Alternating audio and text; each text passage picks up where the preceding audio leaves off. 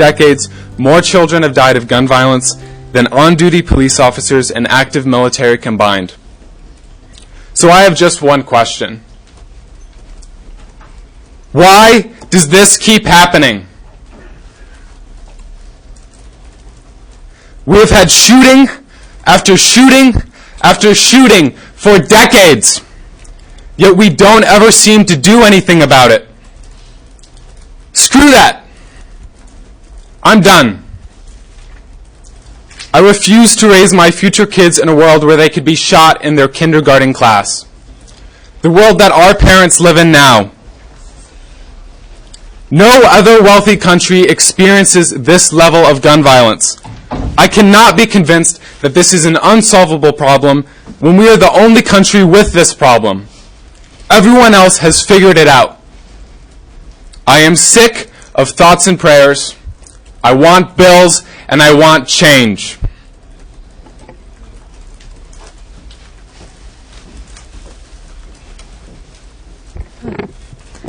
Hi, my name is Leah Cravat, and I've been an activist for 5 years. Think about that, 5 years. I was 15 when I started, so that's like, a quarter of my life now? And I got involved because of the Parkland shooting in 2018 at Marjory Stoneman Douglas High School. And, I felt so much grief for them, and I was angry, and I knew I needed to get involved. I've had my own personal experiences with gun violence. When in 2019, on April 30th, my brother was on campus at UNC Charlotte. And it was the worst news ever to get because the message was run, hide, fight, and that's ridiculous. I hate that we even have to say that. My brother was on lockdown for 4 hours, and the shooting had started around 5, and he didn't come home till like 9 at night. So the whole time I'm panicking, thinking, please don't let this be my brother. Two of those injured were from Apex, is where I live, which is terrifying because I think about it all the time. Am I next? And my brother's friend Emily was shot and injured, and a student from my sister-in-law's hometown was injured as well. And that day lives with me every day. And when the UNC Chapel Hill shooting happened, my dad texted me, and he let me know that my friend was on campus and that I should probably text him and make sure he's okay. And that was the worst text to ever get. And so I texted him right away, and I said, hey, are you okay? I heard what's going on at UNC. And I didn't get a response from him until maybe an hour later. But luckily, his father texted me and said, this is what he's texting our family. And he told me that he's okay, just on lockdown. And when I finally heard from my friend, it was such a sigh of relief. I couldn't believe that was my reality. And the whole day I was checking my phone, watching the news, texting with my friend and his father. And I couldn't even believe it. I had so much PTSD all over again.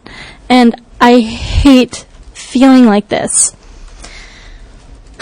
Being part of the lockdown generation is not something you want to be a part of. And now we have, and all of us here are part of it.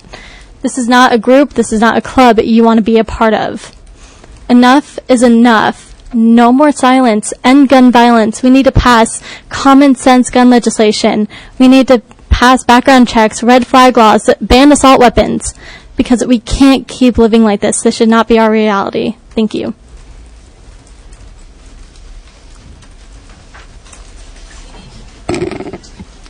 I'm Graig Meyer, State Senator for Orange County, Person County, and Caswell County. I would like to thank the students for coming here today and look forward to hearing about their conversations with my colleagues. Anyone who's spent much time with elected officials know that it's very difficult to get us to change our minds. But anyone with an open heart can have their mind changed. And these students are here to speak to legislators' hearts. You've heard their true stories in this press conference. They will be talking to legislators who will talk to them today. And they're here to try to make a difference with the current elected officials in the General Assembly. But while these are young people, they are not children. They are here as full citizens.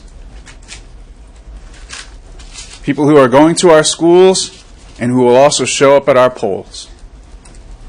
And they know that if this body does not take action to protect their lives, then there is an election of every member of the General Assembly every 2 years, and there will be one next year. And their generation will mobilize. I'll help field questions from the press. If you have questions for specific students, please indicate, or if it's general, you can tell us. Try not to ask a question that you already asked or answered at the beginning, but do you have meetings lined up with your colleagues to hear and listen to these students? And like we have seen on the debate of the abortion bill, there was, even within the Republican caucus, there was sides that wanted the full and wanted that was more open for whatever. On the casinos, there's difference among the Republican caucus. Have you, in your conversations with your colleagues, have you picked up on a range of difference of opinion on some of these ideas, red flag laws?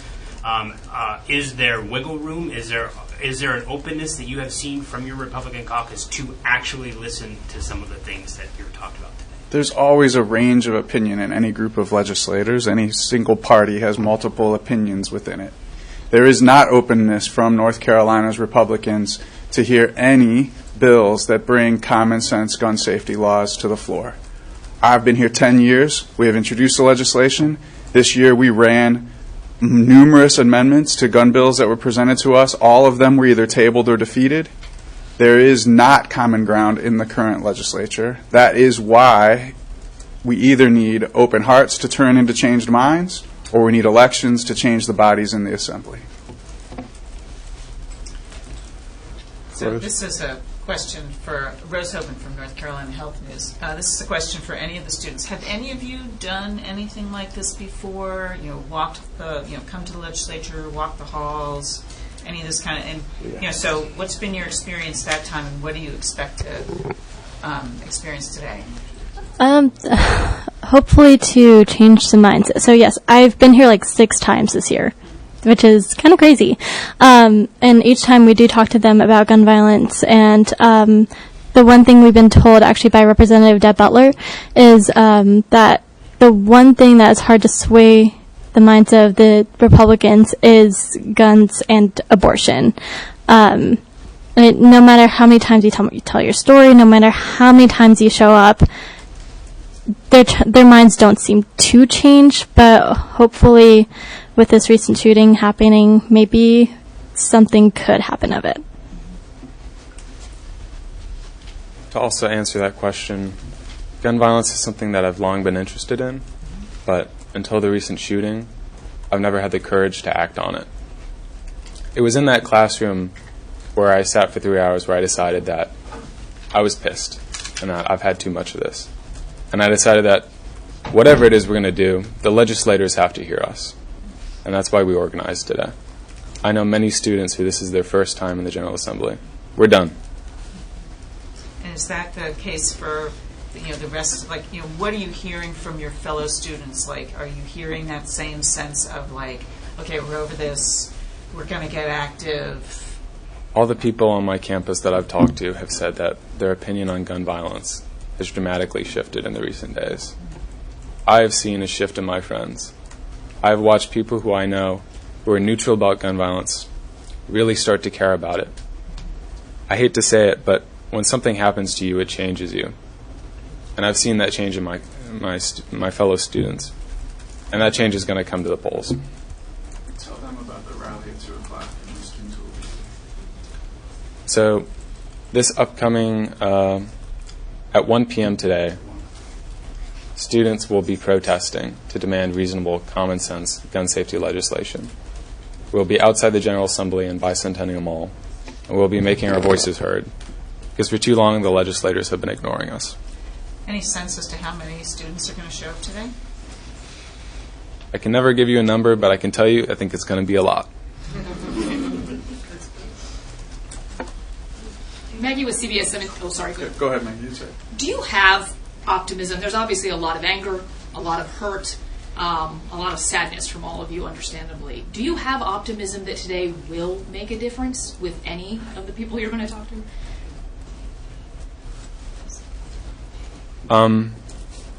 Yes. It's very easy to cast the hopes and dreams of our students as naivety, but we should not. Too many people think that America can't change. I don't believe that. In the entire course of America's history, there's never been a period where we have not changed. We are a country that was founded with the ideals of slavery, where women couldn't vote, where gay people can get married. The idea that things can't change is just objectively wrong. And anyone who's paid attention in history class knows that. So the change I've seen in my fellow students, we're pissed. And whether or not they want it, the change is coming. And they have to start listening.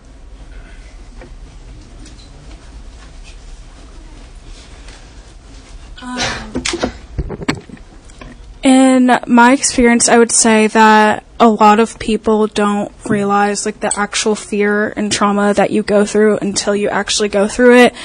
And a lot of the students on UNC's campus now they understand that fear. And they are willing to reach out to other people, other schools, and bring everyone together. And so I believe like that optimism and that hope is it's a good thing to have, and that we will make changes, and that if I'm not from here, I'm from Kentucky originally, and I have had so many people out there reach out to me saying they're supporting us from over there, and I know people in Michigan are supporting us. So it's not just North Carolina young people, it's young people everywhere in this country, and I believe like we can eventually make a change like worldwide. Hannah Schoenbaum from the Associated Press. For the UNC students, tell me about what the transition back to school and back to classes has been since the shooting. I know some of the criticisms that I heard early on, just from the alerts that were going out. There was an alert that said something along the lines of, proceed with your normal activities, go back to normal. Is there a back to normal to get to now? It was definitely far from normal, and it still is.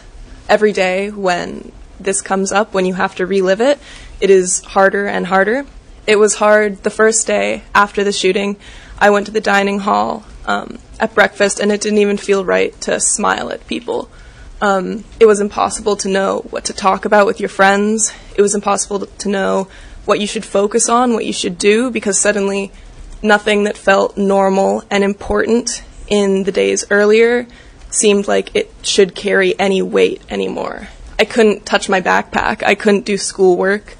My brain wouldn't focus on anything except for trying to come to terms with what happened.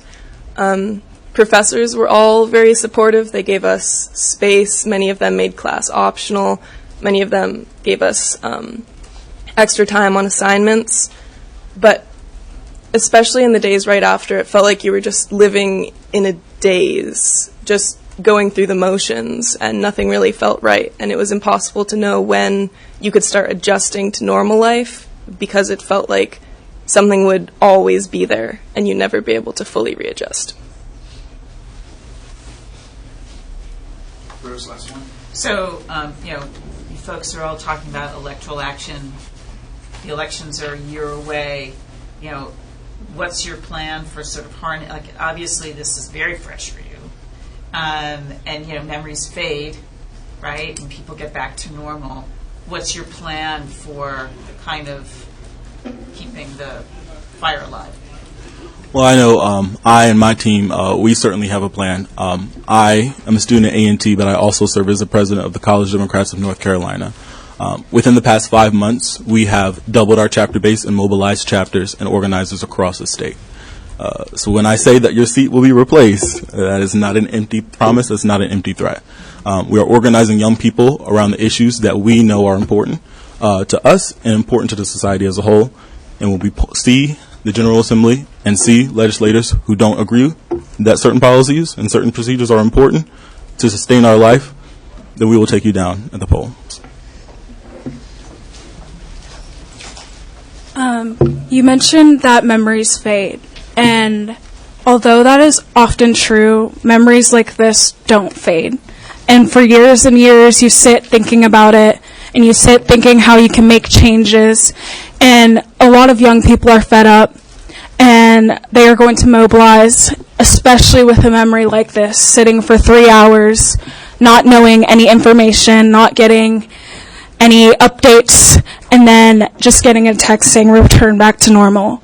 That's not something that will fade. That's going to sit in your memory for years and years to come. And I know young people all around are going to make changes. I think that's it. Thank you, everybody, for coming. And again, the rally will be at 1 o'clock across the street if you want to meet more students and see how many show up. Thank you. Basic question, can we have people spell their names? Yeah, we can do everyone's spellings. Let's do it. You can do it on recording. Just go in the same order that you spoke in. My first name is Amy, A-M-I-E, and then last name is Bolachi, B for boy, O-A-K-Y-E.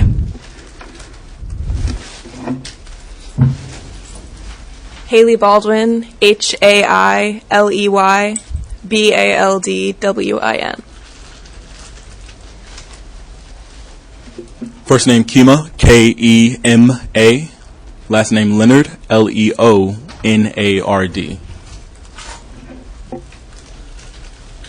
Luke Diazio, L-U-K-E-D-I-A-S-I-O.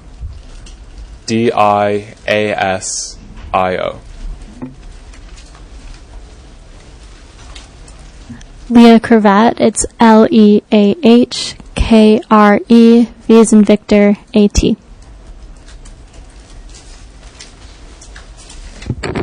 Before we close out, I want to say thank you to these students. It took a lot of courage to come up and talk in front of a bunch of TV cameras for a lot of these young adults. So thank you. And thank you to all those students who show up this afternoon to the rally. And thank you to any Republican legislator who stops to say, tell me your story. Tell me who you are and why this matters to you. So for those with open hearts, we hope that you're willing to change your mind and have fruitful, constructive discussions with colleagues across the aisle about what we can do to make this a better state for all of our children and young adults in North Carolina. And I want to say thank you to all of our colleagues in the House and Senate who've come in today or tuned in to listen to this press conference. Your support of these students means more than anything else to inspire them to keep moving forward and never give up. Thank you. Great job. All right. Good job. Take a picture.